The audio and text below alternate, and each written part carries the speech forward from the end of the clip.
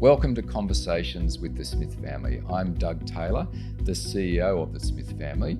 Through these conversations, we talk to leaders across Australia that are focused on breaking down the barriers so that all young people thrive through the power of education. My guest today is David Gonski. David's name has become synonymous with education reform, and he's a leader in the business sector, in philanthropy, and in education, notably as the Chancellor of the University of New South Wales. Our conversation today will focus on education reform, his personal passion for education, and the future that he sees for Australia and young people as we harness the power of education. David, education's a really important part of your family history. A family of people who've studied medicine, and your mother, I think, was a kindergarten teacher from memory. So it's a very strong dimension to your family. In reading some of your speeches, you talk about how formative your school years were and your university experience. I'm wondering if you can reduce that to a significant education moment that really shaped your future, if it's possible to do that to one moment or experience. When you get older, it's much harder to eliminate all the history into one particular thing. But I'd say for me, I still remember back to primary school. I have to admit that I was not a great sportsman, and I was always the guy who was not chosen for the team, which was always galling. Yes, of course. But one day, a rather innovative teacher decided that they would have a debate. And they chose teams. For some reason, I was chosen. I don't know why. And as I stood to make my speech, and I watched the look on the face both of the teacher and of the 22 others in the class, I realized that my fate had been cast. I couldn't throw or catch a ball, but I could say an awful lot out of my own mouth. And that was the making for me. I realized that this teacher had created an environment where I could be respected, where I could learn to do things, and debating became a vast part of my life, not just through primary school. It wasn't actually that major in primary school, in high school, and then on into university and even beyond.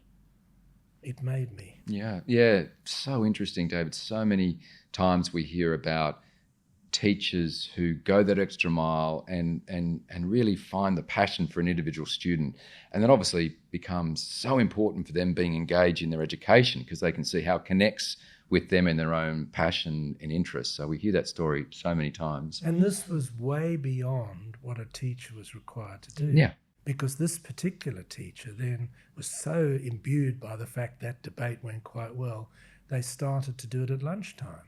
So the teacher lost their lunchtime, and basically we were prepared to give up our lunchtime, many of us, because we loved it. Yes, and an acknowledgement for so many teachers who go that extra mile in so many ways, over and above. And fast forwarding now, David, you wear many hats. You've been a leader in the business community and philanthropy and in education as well. You led the review of education funding over 13 years ago. I'm wondering if you could tell us what you really learned from that experience and what sticks with you today. There's a lot that sticks with me, even though now it's almost 14 years actually since it all happened. You know, I came from business. I was not a teacher. I did actually lecture at university for a few years, but that was the closest I came to it. I learnt a number of things, by the way. The first thing was the importance of education. I knew it within my own family. We couldn't have migrated to Australia but for the fact that my father had a skill. He was a specialist medical practitioner. He could take it with him, even though he wasn't allowed to take anything else with him. So I knew the importance of education, but I knew from this research and from our whole work there how a good education could change lives and indeed improve a society. The second thing I learned, which was sadder, was that there were different educations, different educational experiences that people were experiencing within our community. And we sort of formulated over time various parts of this chain whether it was disadvantage, whatever, or different types of disadvantage. And I became obsessed with that because I could see that there might be ways to improve the lot of each and every one of the people who had that disadvantage. Did I know of that disadvantage before? A bit, but I'd never focused on it. And I've taken the importance of education and the fact that there are gaps, this disadvantage gap, and it comes in different ways, and I've taken that with me pretty well ever since. Yeah, and you've been a great advocate and partner with people trying to reform education systems for many years. And we see that, David, in the 71,000 students that we work with in our Learning for Life program. You know, extraordinary potential in all of those young people, but just not the same opportunities. And that's what education should provide. We'll come to some of those reforms that you worked on and where they are at today. But thinking about the state of education today, I'm wondering what you think is the biggest challenge that we need to lean into as a nation. We know that the data tells us that attendance has been on the slide, that completion rates are at their lowest in history. And when we look at the data for young people who experience disadvantage, their NAPLAN results by the age of 15 can be 4 to 5 years behind their peers. So what's the challenge that you think we need to focus in on? Well, can I just go back one step? A lot of people get a little confused as to my role. I feel very strongly, and it's something I did notice in my research and involvement in the first of our reviews, is the expertise that exists in Australia and obviously in the world too. An expertise in education is a training, is a proper calling. And for me, a lawyer turned merchant banker, to say that I know how to solve educational problems is arrogant. So I've never done that. What I've set out to do is to work through how to fund the necessary monies and how one should delineate the necessary monies to facilitate that. I've always seen, even though we did the second review and looked more carefully into how the monies could be used, we've always said that it is the experts that should handle it. Yes. In terms of, secret sauce or how one can actually solve the problem, I think it's a much more tricky situation than just one idea. But I hope that the work we started, which actually delineate what need is and gives some sort of a school ratio, a school resource standard that can be used, gives the opportunity to those who know really what they're doing to not only solve the problem, but even if they can't, to try various ideas which could solve the problem. And I should also add, Doug, we talk of how many years it's been since we wrote our report. It is quite scary when you read our report to realize how true it still is today as it was 14 years ago. Yeah. And thank you, David. You are absolutely right to acknowledge the incredible expertise that we have in our education system. And we see that every day in the 800 schools that we work in across Australia. Incredibly capable, dedicated teachers and professionals who know a lot about their practice, and they know the solutions, and it's a lot about listening to them and empowering them. Of course, the good news is that we've had some movement in reform now, with the signing of the Better and Fairer Schools Agreement between the Commonwealth and various states across the country. So we have great hope as these reforms roll out over time and as the funding gets up to the levels that you talked about all those years ago. Can you paint a picture as the sort of difference that you think this will make for young people, and particularly young people that experience disadvantage? Yes, and look, can I firstly say I am delighted, even though it took time, that the Commonwealth and the states have come together. And I pay respect to the governments who have brought that to pass. It's quite interesting. Many have spoken about the failure of what we put up 14 years ago, which I always laugh at because it was never funded. No. So how could it was never really put into place, even though I think our ratios and our resource models were used almost from the start. How do I think that things can be changed? I think with the additional money, people should sit down to solve the problems that we started with. the problems we saw were basically disadvantage. Whether it is disadvantage because you come from a low socioeconomic background, whether it's because your place of birth or indeed where you live is remote, whether your parents don't speak English as a first language, or indeed whether you're Indigenous or indeed disabled, and the definition of disabled obviously is quite a broad one. These are quite a variety of things, but I'm convinced they do require additional assistance. As you said earlier, and I think it's a very perceptive thing, kids can be very clever, irrespective of where they're born or indeed where the surrounds of their community and so on. And these are the future. And my belief is that with proper use of the additional funding, bringing the experts in and providing it where it's needed, which is generally in the government schools, because that's generally where the disadvantage is, I don't see why one can't solve this problem. Now, will you solve it 100%? I doubt that. But you can certainly do better than where we are today. No, absolutely, David. And as we've listened to the Minister Jason Clare and the states talk about these funds being used for things like tutoring to intervene when students fall behind, and early years screening and literacy and numeracy and the focus on wellbeing, all really important measures. And so we're very optimistic. It will take time, as you say, but it's very pleasing to see this reform starting to progress. One of your other great passions in education is tertiary education.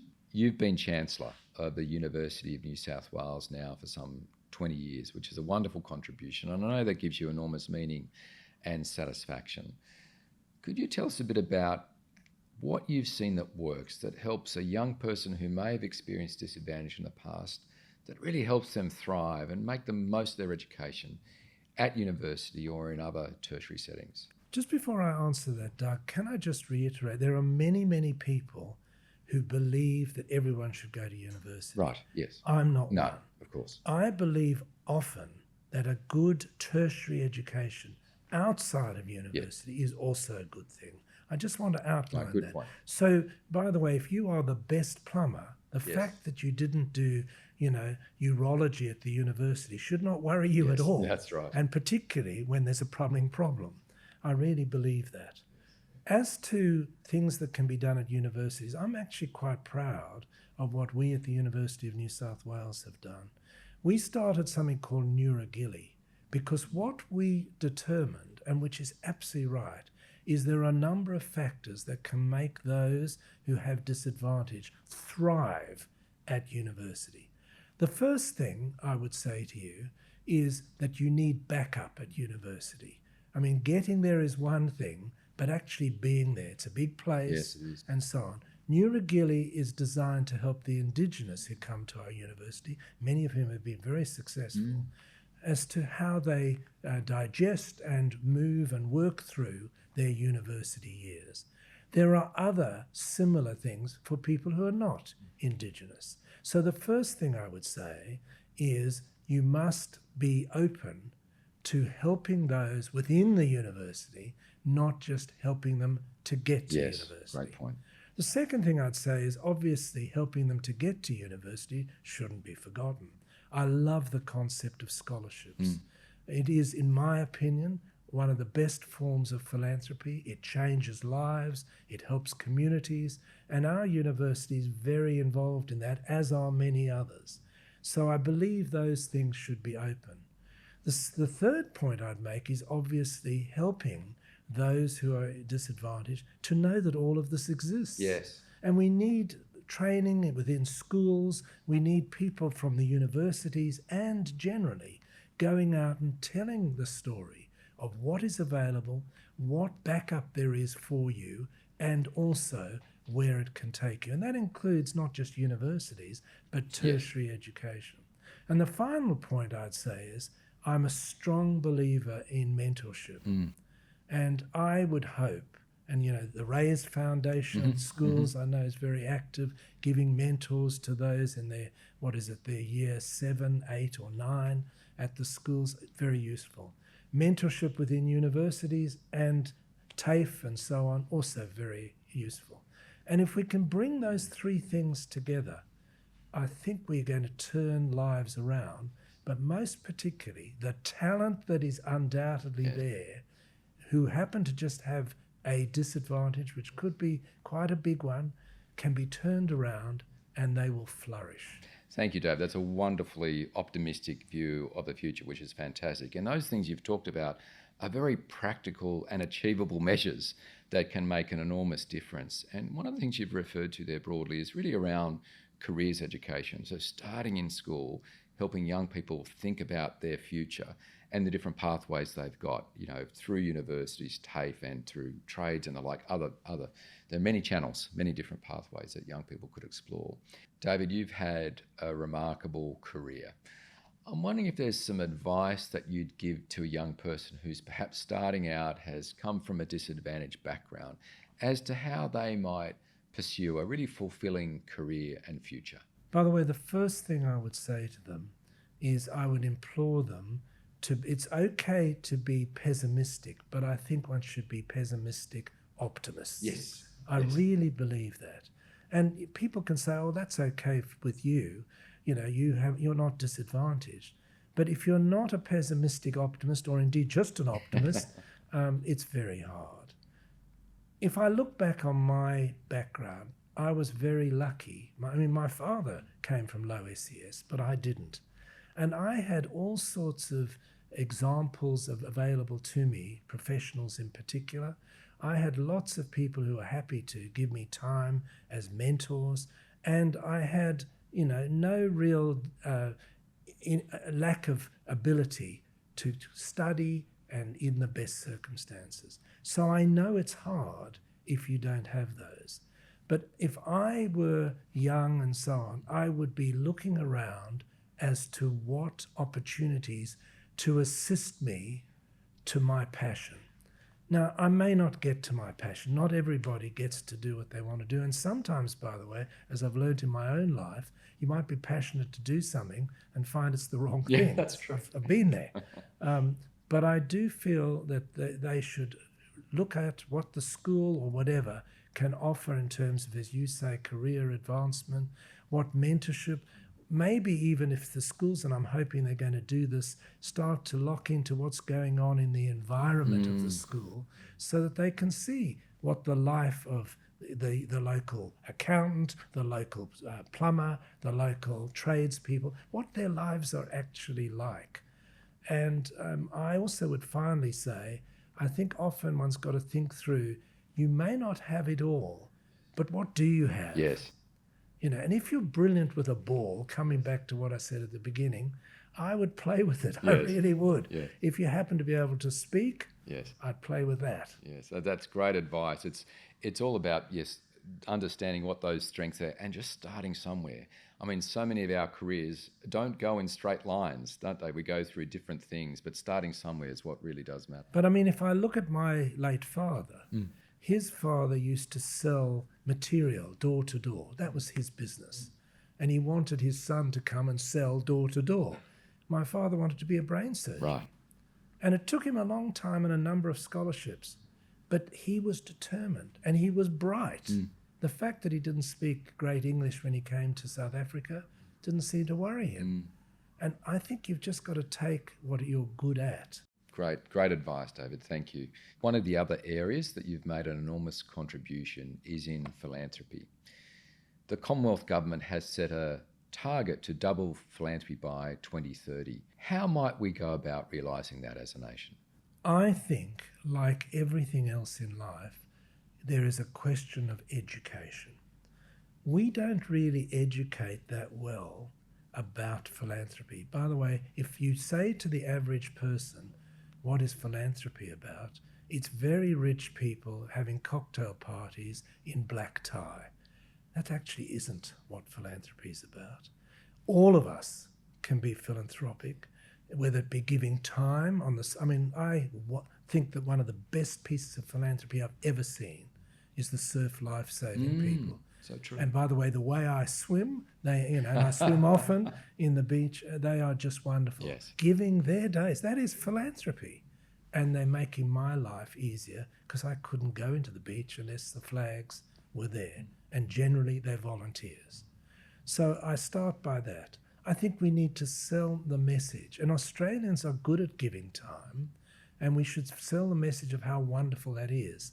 And if you do have additional monies, and many do, many don't, but those that do, it is a wonderful thing actually to use that money because you feel better, to use it for a better purpose than just, another motor car or whatever people buy.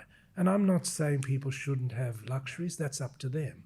But in my life, and I mentioned earlier my late father was a brain surgeon, I've always worried what I do day to day, does it really contribute?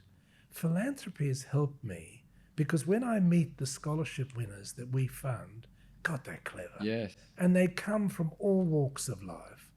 I feel I've changed a life. Yes. And by the way, one or two of them, I don't want to give away secrets, Right. might change the world. Right.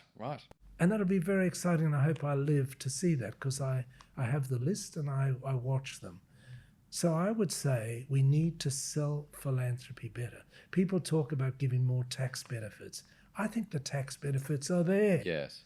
I think the government should also help to laud those that do it. And that's not just the very rich. No. It's also, in fact, often they're even more philanthropic, the people who are in lower dollar amounts, because it means a bigger percentage of them. We should celebrate it. Yeah, great advice. And if we think about the meaning of the word philanthropy, it's the love of humanity, which is about giving. But as you've said so eloquently there, David, it's also about what we get back from that experience. So enriching and satisfying in terms of the difference that we make. David, we're at an interesting point in history with lots of social, economic and political changes.